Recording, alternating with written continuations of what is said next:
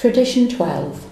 Anonymity is the spiritual foundation of all our traditions, ever reminding us to place principles before personalities. The spiritual substance of anonymity is sacrifice. Because AA's 12 traditions repeatedly ask us to give up personal desires for the common good, we realise that the sacrificial spirit, well symbolised by anonymity, is the foundation of them all. It is AA's proved willingness to make these sacrifices that gives people their high confidence in our future. But in the beginning, anonymity was not born of confidence. It was the child of our early fears. Our first nameless groups of alcoholics were secret societies.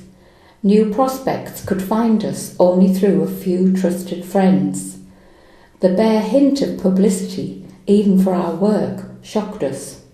Though ex-drinkers, we still thought we had to hide from public distrust and contempt. When the Big Book appeared in 1939, we called it Alcoholics Anonymous. Its foreword made this revealing statement: "It is important that we remain anonymous because we are too few at present to handle the overwhelming number of personal appeals which may result from this publication." Being mostly business or professional folk, we could not well carry our occupations in such an event. Between these lines, it is easy to read our fear that large numbers of incoming people might break our anonymity wide open. As the AA groups multiplied, so did anonymity problems.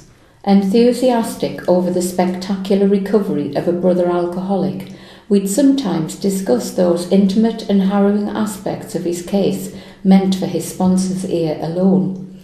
The aggrieved victim would then rightly declare that his trust had been broken. When such stories got into circulation outside of AA, the loss of confidence in our anonymity promise was severe. It frequently turned people from us. Clearly, every AA member's name and story, too, had to be confidential if he wished. This was our first lesson in the practical application of anonymity. With characteristic intemperance, however, some of our newcomers cared not at all for secrecy. They wanted to shout AA from the housetops, and did. Alcoholics, barely dry, rushed about bright-eyed, buttonholing anyone who would listen to their stories. Others hurried to place themselves before microphones and cameras. Sometimes they got distressingly drunk and let their groups down with a bang. They had changed from AA members into AA show-offs. This phenomenon of contrast really set us thinking. Squarely before us was the question: how anonymous should AA member be? Our growth made it plain that we couldn't be a secret society, but it was equally plain that we couldn't be a vaudeville circuit either. The charting of a safe path between these extremes took a long time. As a rule, the average newcomer wanted his family to know immediately what he was trying to do. He also wanted to tell others who had tried to help him, his doctor, his minister, and close friends. As he gained confidence, he felt it right to explain his new way of life to his employer and business associates. When opportunities to be helpful came along, he found he could talk easily about AA to almost anyone. These quiet disclosures helped him to lose his fear of the alcoholic stigma and spread the news of AA's existence in his community. Many a new man and woman came to AA because of such conversations. Though not in the strict letter of anonymity, such communications were well within its spirit. But it became apparent that the word-of-mouth method was too limited. Our work, as such, needed to be publicised. The AA groups would have to reach quickly as many despairing alcoholics as they could. Consequently, many groups began to hold meetings which were open to interested friends and the public, so that the average citizen could see for himself just what AA was all about. The response to these meetings was warmly sympathetic.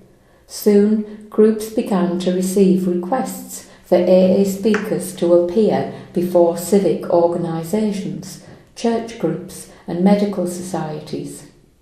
Provided anonymity was maintained on these platforms and reporters present were cautioned against the use of names or pictures, the result was fine.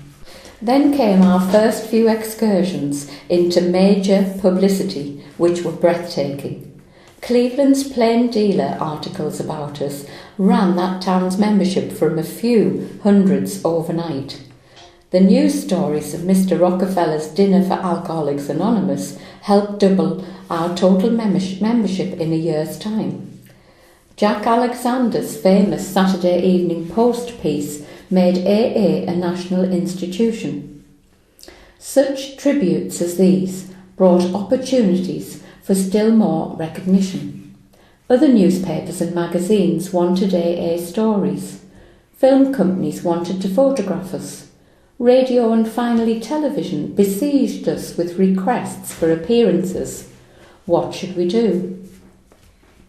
As this tide offering top public approval swept in, we realised that it could do us incalculable good or great harm.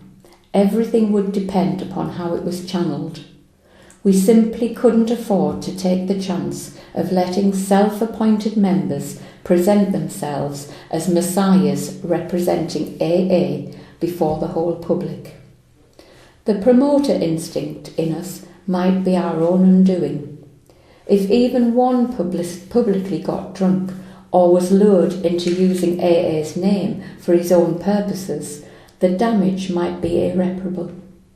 At this altitude, press, radio, films and television, anonymity, 100% anonymity, was the only possible answer. Here, principles would have to come before personalities, without exception. These experiences taught us that anonymity is real humility at work. It is an all-pervading spiritual quality which today keynotes AA life everywhere. Moved by the spirit of anonymity, we try to give up our natural desires for personal distinction as AA members, both among fellow alcoholics and before the general public. As we lay aside these very human aspirations, we believe that each of us takes part in the weaving of a protective mantle which covers our whole society, and under which we may grow and work in unity. We are sure that humility expressed by anonymity is the greatest safeguard that Alcoholics Anonymous can ever have.